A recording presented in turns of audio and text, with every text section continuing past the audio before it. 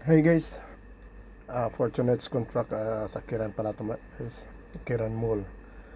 12 p.m. kami nagtrabaho dyan. Yan yung parang pinakabubong sa harap ng tindahan nila nililinis. Yan, malupit yan, kasama ko niya yan. Si Cesar yan. Diba? In-street pala namin yung isang hagdanan guys, napakataas niyan. Pero safety na naman yan kasi may rubber yung baba ng kuwan yan, hagdanan. Yan, talagang mano-mano ang linis namin dyan. Inabot din kami dyan ng mga 3 oras siguro guys. Binabakyum, tapos binawipe. 2 ganyan ang nililinis namin. Makita mo pagkatapos niyan, malinis na yan.